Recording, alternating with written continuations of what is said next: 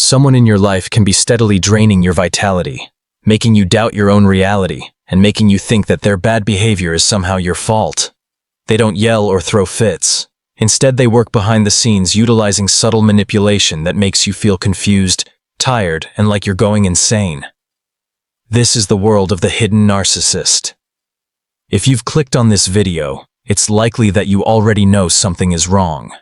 Today, we're going to show you 8 strong ways to find these hidden predators and protect your mental health. You might not think of covert narcissists as the individuals you know best. The coworker who helps you and makes you feel bad about it. The friend who always brings the topic back to them. The family member who plays the victim so well that you end up saying sorry for what they did. The most frightening part. They've gotten really good at making their victims think they're the problem. If you always feel like you're walking on eggshells, distrust what you see, or feel depleted after talking to someone, keep watching. What you're going to learn could impact the way you deal with others in a big way. First, learn how to be a gray rock. The gray rock method is the best way to protect yourself.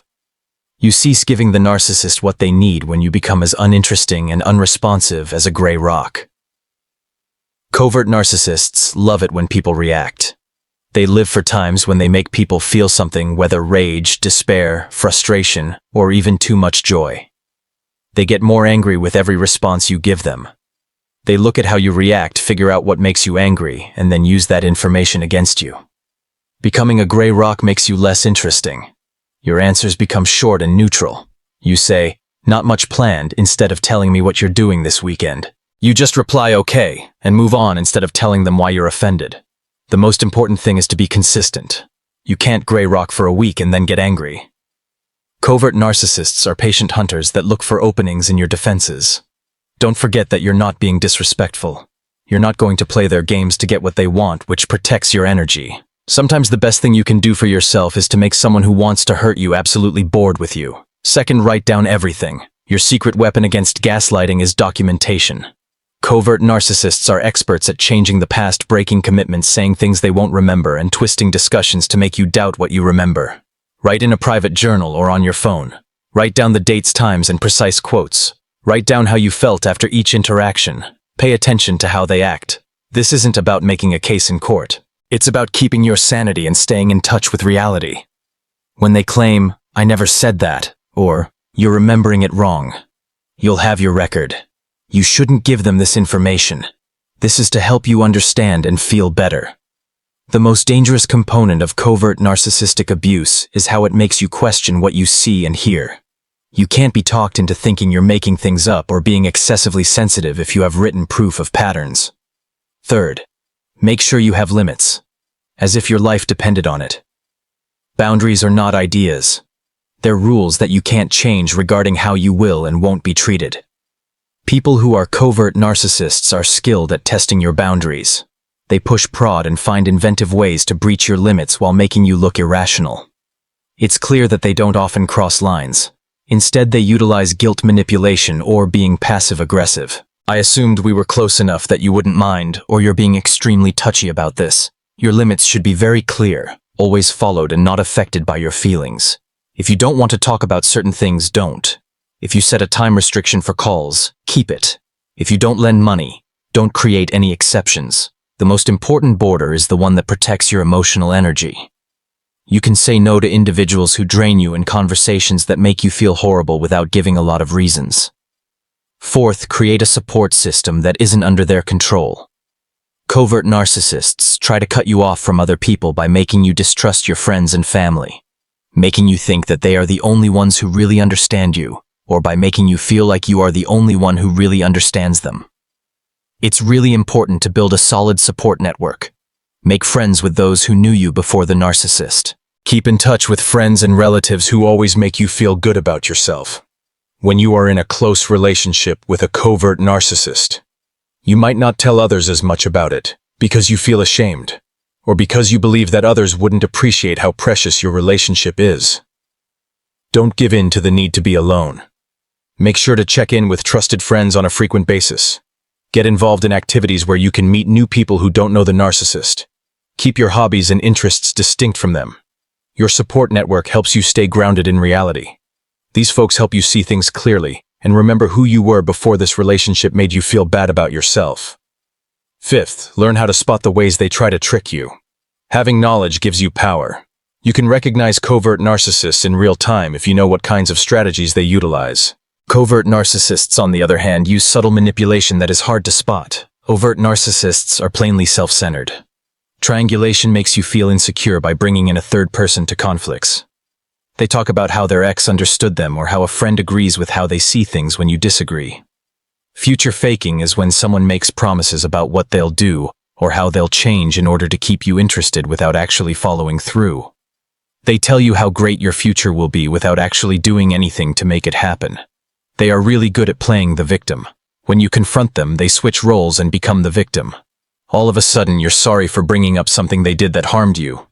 The silent treatment is a way to penalize someone for not meeting expectations or for acting in a way that is not acceptable.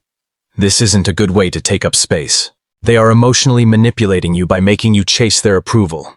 Stop trying to change or fix them. Number 6. This could be the hardest lesson, but it could also be the most freeing. You can't make a covert narcissist healthy by loving them. You can't give them enough empathy, support, or time to heal their wounds. You can't give up enough of yourself to fill their emptiness. Covert narcissists act like they are hurt and just need the proper person to believe in them. They talk about their hard pasts, their relationship problems, their dreams, and their goals. They make you feel special for being the one who gets them. This makes a trauma link. You care about their healing. You make excuses for how they act because you know how much agony they're in. You tell yourself that if you love them enough and give them time, they will become the person you know they can be. But it's not your job to heal them. It's not your job to help them grow. It's not your role to help them control their emotions. You are not their therapist, rescuer, or emotional support. The energy you put into fixing others takes away from your own enjoyment, growth, and health. Everything changes when you stop trying to alter them and start defending yourself. Number 7. Trust your gut feelings. You don't know how strong your gut feeling is. Covert narcissists strive hard to make you doubt what you know and want you to believe their version of reality instead of trusting what you know. They make you think that your sensations are erroneous, your senses are off, and you can't trust your intuition. But your gut feelings about people are typically right. That annoying feeling that something isn't right, that feeling of discomfort after talking, that tiredness that comes out of nowhere after being together.